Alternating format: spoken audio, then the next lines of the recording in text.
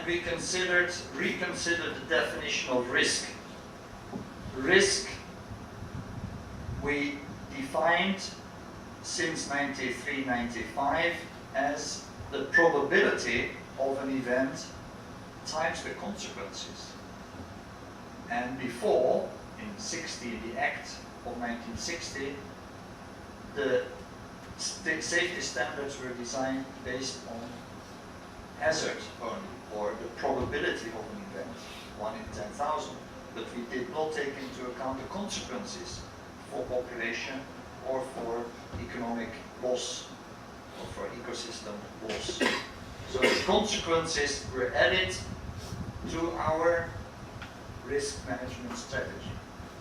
那他们在思考呢，最主要就是风险管理的这样的一个观念。那风险呢，对于他们过去呢，都是把水患当作是一个几率问题在考虑而已。那现在他们的考虑呢，是把几率跟发生水患之后所带来的后果两个相乘，认为这才是真正的风险，也就是不单单只是个几率，而是发生之后可能造成的危害程度，不管是对于人民的生命，或者是财产，或者是整个经济的冲击，这个要把它同时纳入考虑。这两个相乘之后呢，才是让我们认为现在的所谓的风险这样的一个观念。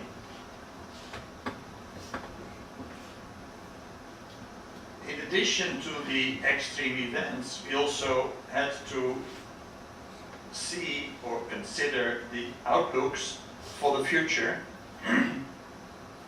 in connection with urban development, for example. That's just this one. And what we see is that the Netherlands is quickly urbanizing. The, say, down payments for investments has been increasing a lot. The number of people have been increasing a lot. So that's where the argument for the consequences comes in. 那这张图呢，其实就是在跟各位展现荷兰这个国家其实也是非常快速的在土地开发聚落密集的这样的一个过程里面，从1920年一直到现在这90年里面，红色的地区呢就是他们所谓的城市。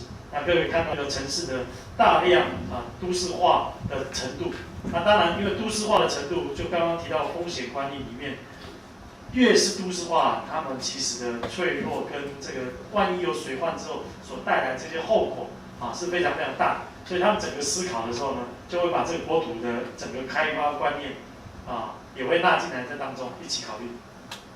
And scenarios for futures were also developed and brought these pictures for 2020, 2030. So you see, it's only going to be more people, more investments in the future, which have to be protected.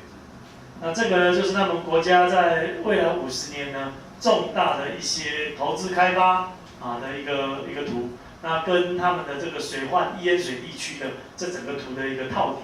那可以很清楚的看见，其实国家会把很多重要的投资都是放在易淹最容易发生水患的这些地区。那这当然，这对整个国家来讲是极大的一个风险。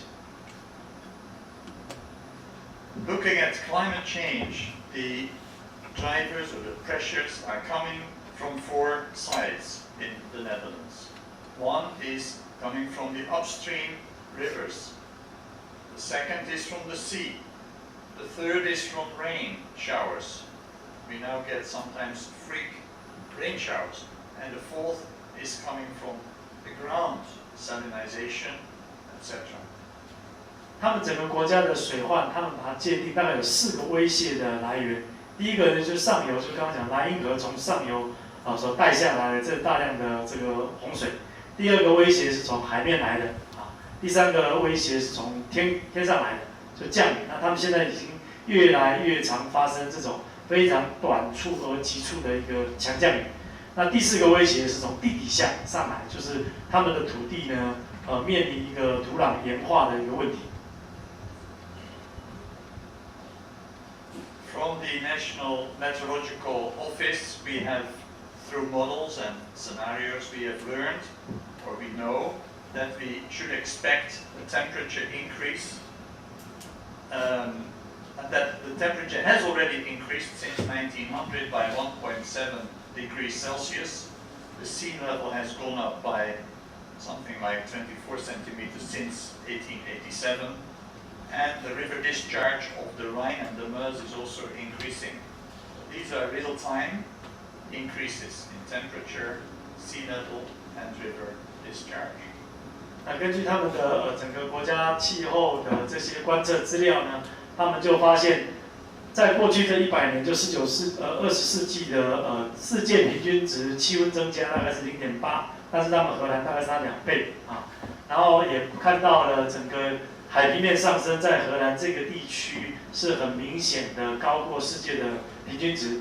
那还有就是他们的河流，特别是像莱茵河跟刚刚讲的这另外一条支流，他们的整个洪峰流量都比过去所观测到的记录呢，已经在增加当中。So based on the real increases, but also on the expected increases in future, in 2005, our Prime Minister said we should prepare our country to be climate proofed.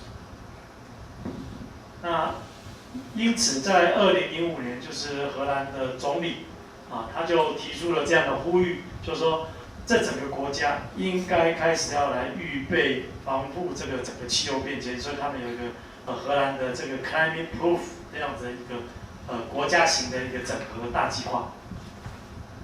And the way he formulated the process to become climate proof was through a partnership between science, policy, and other stakeholders, which includes the civil society. 那他认为整个国家要进行这样大的一个工作呢，需要将科学就是所谓的研究这些科学的科学家，还有政策的制定跟执行者，还有许多相关的这些利益团体利益相关者都要能够聚集起来，才有办法把这样子的这样的工作落实。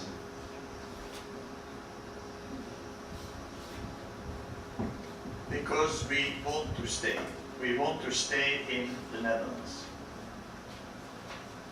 这个就是荷兰很有名的故事，在我们小时候的课本里面也有提到，就是地方破一个洞一个小朋友就把它用手指头堵住，这个地方没有倒这是在讲荷兰人必须每一个人都有这样子的意识，认为所有的漏洞都必须要有人去把它完成。So as I explained in the introduction, the 3 pillars for our strategy and policy are first of all, science.